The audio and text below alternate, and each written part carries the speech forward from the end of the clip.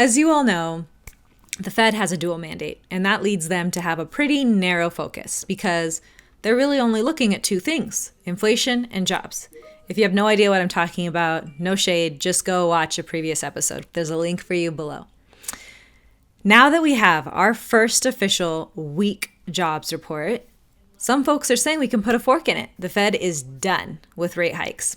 A cooler or cooling or maybe just less hot jobs market allows the Fed to stop jacking interest rates because their original goal was for a soft landing.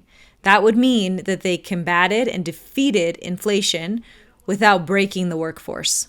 We are the workforce, you and me, without breaking us. If you didn't catch it, the jobs report for October showed that hiring slowed and the unemployment rate rose to 3.9%. That's when we started to hear whispers that interest rates may have peaked, that the pause in rate hikes is actually permanent. But if the war we've been through this year has taught us anything, it's to just expect the unexpected. Or maybe it's even to expect the worst. Bloomberg published an article stating that the housing market is basically an impossible mess. And I know when you saw it, your first thought was, I wonder what Shivani has to say about this. Honestly, this is one of the most interesting articles I've read all year. So if you missed it, I'll link it below because you should definitely go and read the full thing. We talked about how this all played out in a very unique way because there wasn't a history here for history to repeat itself. Interest rates went up, but home prices didn't come down because of demographics, lack of supply, and the curveball that I honestly don't think the Fed anticipated, that homeowners would be trapped in a house they hate because of an interest rate they love. Then the economy refused straight up and flat out to weaken. So all of the economics were calling the Fed's bluff, and they had to keep raising rates, not their bet. Although I guess there's not really a difference here.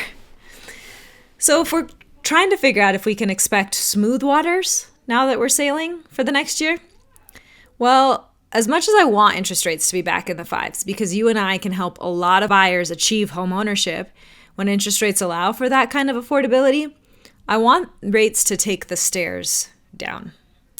We're fully aware that the market will be pretty chaotic when rates are lower. Every half a point that rates have gone up this year has pushed 3 million buyers out of the market by simply just being priced out. So as rates come down, those buyers are likely going to come back pretty aggressively because they know what it feels like to be unwillingly dejected from the game. So if we could phase them in more slowly, I think we'll be more successful at converting buyers into owners. I know that typically you'd want a larger pool of leads, but in this specific scenario, I think if we could have them come in slowly, we will be more successful. The risk is that the markets will get overeager here. So the theory that the Fed is done with rate hikes is being discussed widely, and it's quite possible that they're done. The market may interpret that and then start pricing in future rate hikes without anything actually happening. And that, when they do that, when the markets price things in before they are true and real, we see volatility. And that volatility will be with mortgage bonds, the demand for them, and then in turn what happens to interest rates. After 3 months of pain, we've pretty much had 2 straight weeks of drops in interest rates, or at least stability. Like it'll drop and then it'll kind of stay there and then it'll drop again. The 30-year rate is now at 7.5%, which is only half a point higher than where we were last year. So we really made up a lot of the downward spiral we were on this year.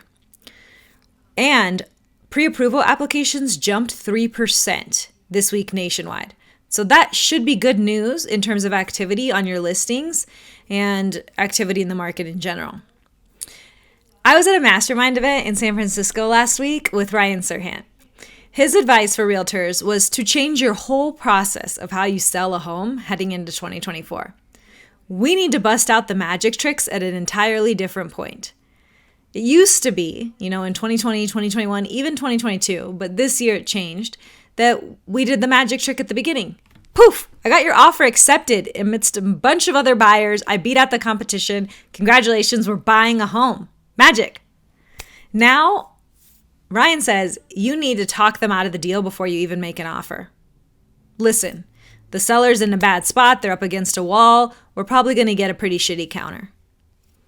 Inspections, they may not go well. When you get the report, you're going to feel overwhelmed. You're going to shit yourself when you see the mortgage payment. The cash to close is going to have line items you may not like. Why? Why be so negative?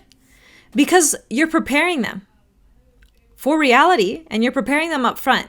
Then when something goes wrong, which we all know will 100% happen, it's happening in every single escrow right now, your buyer or your seller is not slapped upside the head. You can say, we talked about this. We had a plan for this, remember? And then they close, and the magic trick is that you managed expectations properly and early. If you're interested in any of the other great takeaways we got from the event, specifically in regards to the lawsuit on commissions and from any of the other speakers at the LFG event, just reach out to us. Our entire team went and we came back so fired up for how we're going to handle the market in 2024.